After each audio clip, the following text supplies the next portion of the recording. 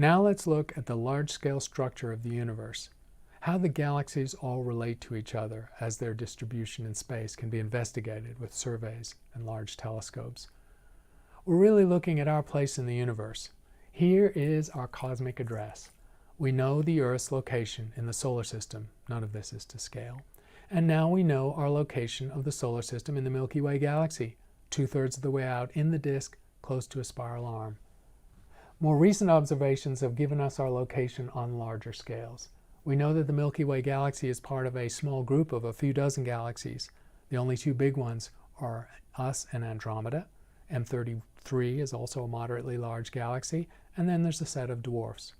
And we know that the local group is part of a large aggregation of tens of thousands of galaxies called the local supercluster, which also includes some prodigious clusters like the Virgo cluster and the Fornax cluster. So there's structure in all scales in the universe, and we now know through detailed observations our specific address. Let's look at what happens when galaxies crash.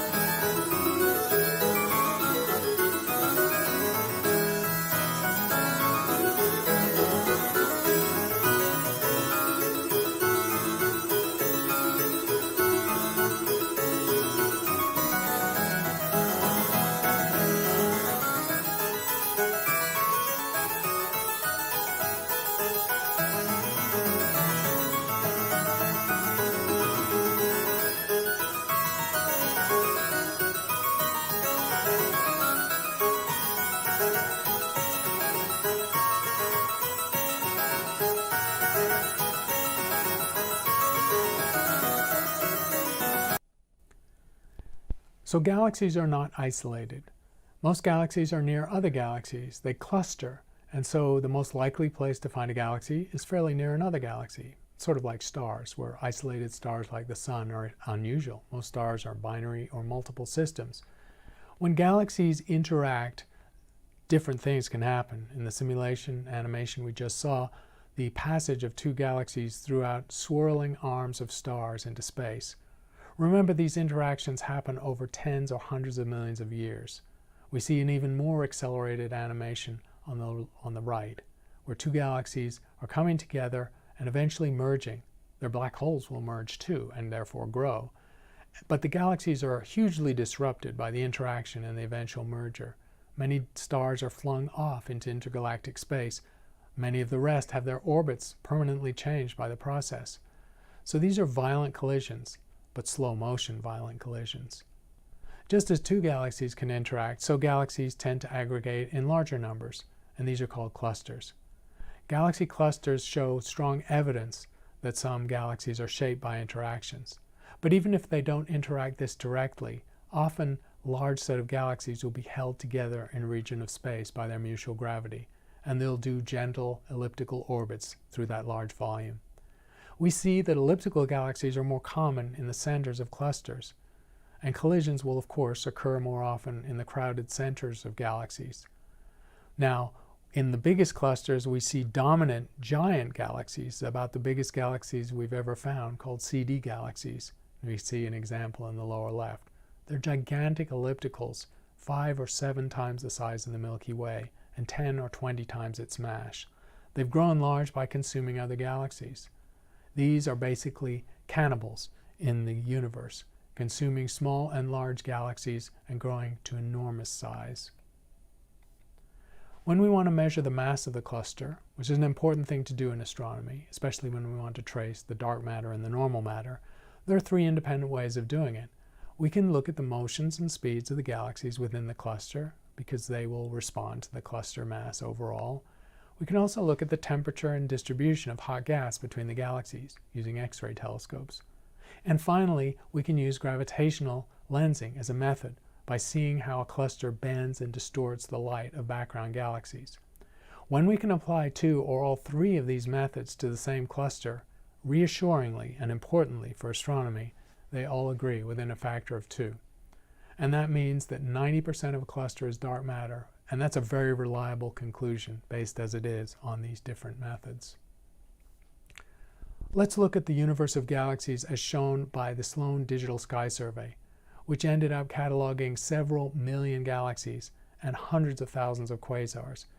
It observed in thin slices of the sky, leading to a fan-shaped distribution of galaxies when it's played out in redshift.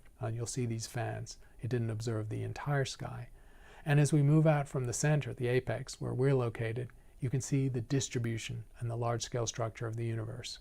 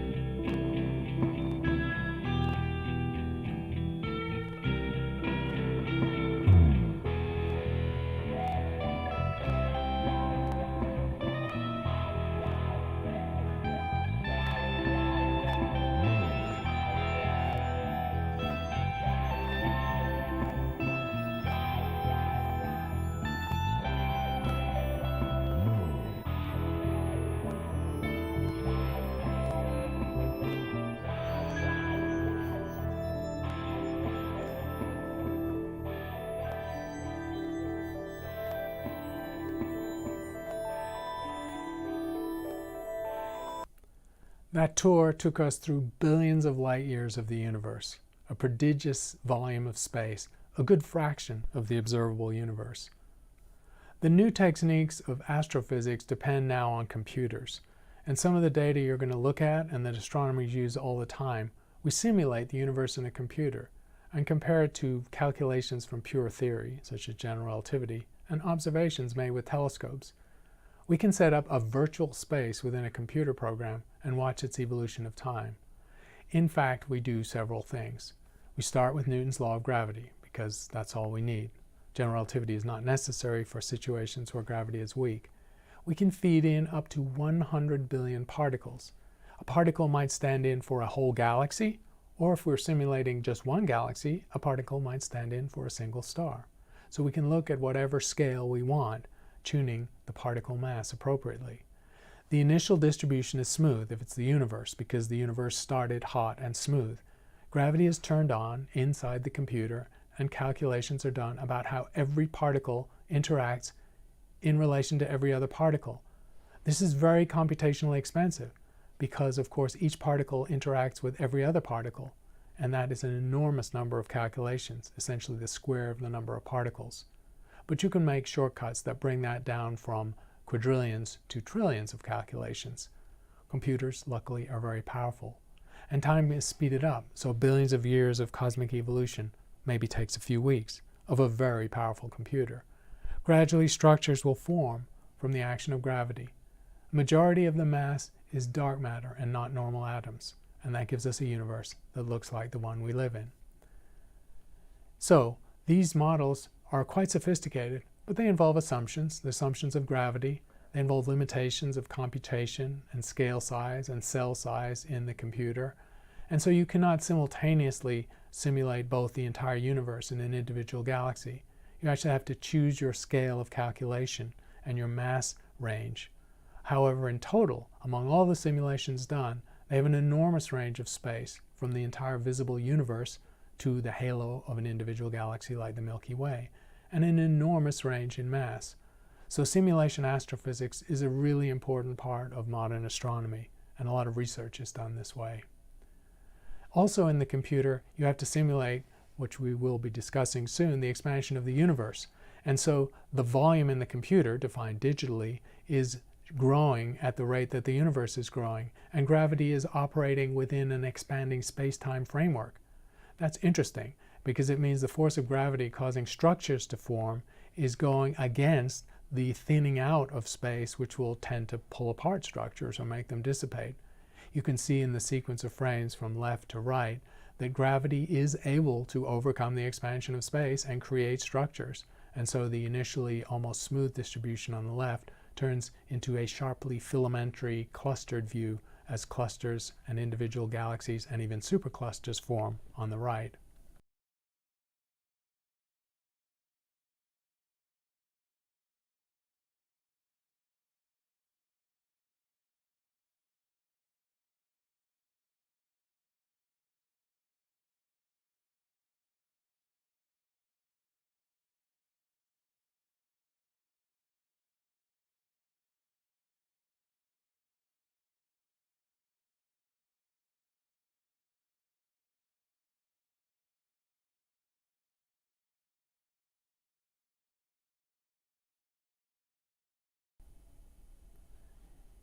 This cube is about 400 million light years on the side. It's evolved from a smooth distribution until we see the formation of structures in the present-day universe at redshift 0. In the next version, we'll see the rotation of the cube with the same simulation, indicating the exquisite three-dimensional geometry of the structures that form.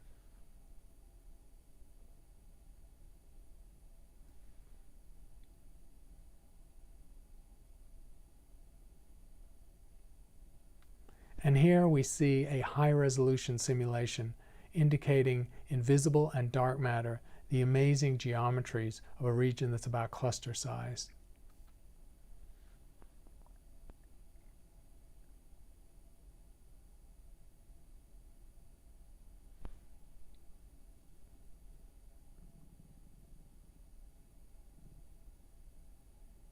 Something's going on here which is interesting. Hierarchical structure formation. When we ask how did structure form in the universe from initially smooth conditions, astronomers have recognized that smaller objects grew into larger objects by mergers over cosmic time. We see this happening even in the present day, but the universe is now old and very large, so mergers and even interactions happen much less frequently than in the early universe. And so we have a hierarchical situation where there are very small number of very large things and a large number of very small things like dwarf galaxies. Hierarchies are interesting because they exist throughout science in totally different realms. Here we see some other hierarchies, generations of bees, for example, or the structure in bone, which is a multi-scale phenomenon. We can find hierarchies in computation, such as the connectivity of internet, wide scale, or websites worldwide. And astronomy, of course, has hierarchies. Mergers of black holes from small scale, initially in the big universe, early, and to larger, massive black holes as galaxies merge. So the galaxies and the black holes are merging in trees and hierarchies in parallel. And in cosmology, as we'll see, in the early universe is possibly a hierarchy of self-reproducing universes at the time of the Big Bang. Here we see structures are also parallelized in some different fields. This is a striking similarity between the fractal or multi-scale structure of the universe, seen on the right in dark matter, and the ganglia and neurons in the brain cell. Structures in physics and biology can be very similar, and they're described by similar mathematical forms. In this case, the multi-scale pattern is easily described as a fractal. And so we have morphological complexity. In the case of biology, it might be proteins or species. And in the case of astronomy, it might be galaxies. We also have structural complexity with similar forms. These patterns of light in a swimming pool that shimmer, you know what it looks like when it's animated, these are caustics, a mathematical form caused by the interaction of light waves as they reflect off a flat, varying surface. And that caustic structure, the ripples in a swimming pool, is strikingly similar to the structure in the universe of dark matter, which also has a caustic scale to it. And that's the end of this topic.